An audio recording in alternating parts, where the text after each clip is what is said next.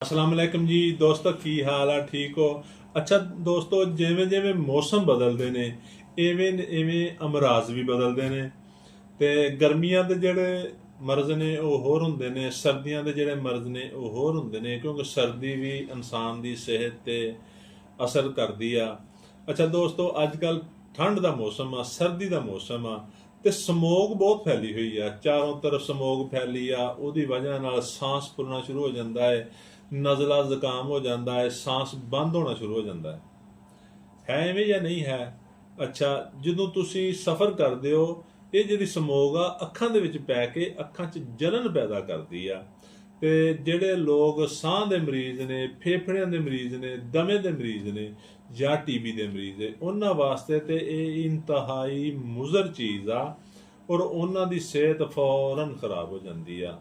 ਤੇ ਦੋਸਤੋ, ਅਗਰ ਤੁਹਾਨੂੰ ਕੋਈ ਐਸਾ ਮਸਲਾ ਹੈ, ਬਲਕਿ ਇਹ ਹਰ ਬੰਦੇ ਦਾ ਮਸਲਾ ਹੈ, ਸਮੋਗ ਹਰ ਬੰਦੇ ਤੇ ਅਸਰ ਕਰਦੀ ਆ, ਤੇ ਦੋਸਤੋ ਪਰੇਸ਼ਾਨ ਨਹੀਂ ਹੋਣਾ। ਹਰ ਚੀਜ਼ ਦਾ ਅੱਲਾਹ ਤਾਲਾ ਨੇ ਹੱਲ ਰੱਖਿਆ ਹੈ, ਹਰ ਚੀਜ਼ ਦੀ ਜਿਹੜੀ ਹੈ ਦਵਾਈ ਆ।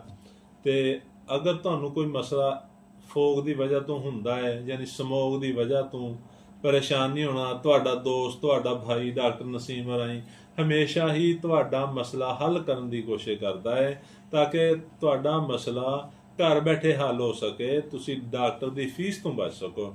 ਅੱਛਾ ਦੋਸਤੋ, ਜਿਹੜੇ ਭਾਈਆਂ ਨੂੰ ਸਮੋਗ ਦੀ ਵਜ੍ਹਾ ਨਾਲ ਸਾਹ ਹੋ ਜਾਂਦਾ ਹੈ ਜਾਂ ਸਮੋਗ ਦੀ ਵਜ੍ਹਾ ਨਾਲ ਅਲਰਜੀ ਹੋ ਜਾਂਦੀ ਆ ਸਾਂਸ ਦੀ, ਅੱਖਾਂ ਦੇ ਵਿੱਚ ਜਲਨ ਹੋ ਜਾਂਦੀ ਆ, ਹੋਮਿਓਪੈਥਿਕ ਦਵਾਈ ਸਲਫਿਊਰਿਕ ਐਸਿਡ 200 ਤਾਕਤ ਦੇ ਵਿੱਚ ਲੈਣੀ ਆ।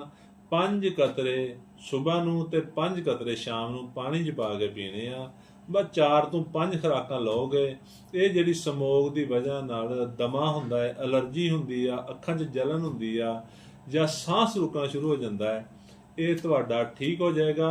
ਔਰ ਫਿਰ ਤੁਸੀਂ ਬੇਸ਼ੱਕ ਸਾਰਾ ਦਿਨ ਸਮੋਗ 'ਚ ਭੱਜੇ ਰਹੋ, ਤੁਹਾਨੂੰ ਕੋਈ ਮਸਲਾ ਨਹੀਂ ਬਣੇਗਾ। ਤੁਸੀਂ ਇਨਸ਼ਾਅੱਲਾ ਸਿਹਤਮੰਦ ਰਹੋਗੇ। ਔਰ ਅੱਲਾ ਦੇ ਕੋਲੋਂ ਅੱਲਾ ਦਾ ਸ਼ੁਕਰ ਅਦਾ ਕਰੋ, ਸਾਡੇ ਵਾਸਤੇ ਦੁਆ ਕਰੋ, ਸਾਡੇ ਵੀਡੀਓ ਨੂੰ ਸ਼ੇਅਰ ਕਰੋ, ਲਾਈਕ ਕਰੋ। ਫੇਸਬੁੱਕ ਤੇ ਸਾਡਾ ਪੇਜ ਆ, ਉਹਨੂੰ ਫਾਲੋ ਕਰੋ। YouTube ਤੇ ਸਾਡਾ ਚੈਨਲ ਆ, ਉਹਨੂੰ ਸਬਸਕ੍ਰਾਈਬ ਕਰੋ। ਸ਼ੁਕਰੀਆ। ਅੱਲਾ ਹਾਫਿਜ਼।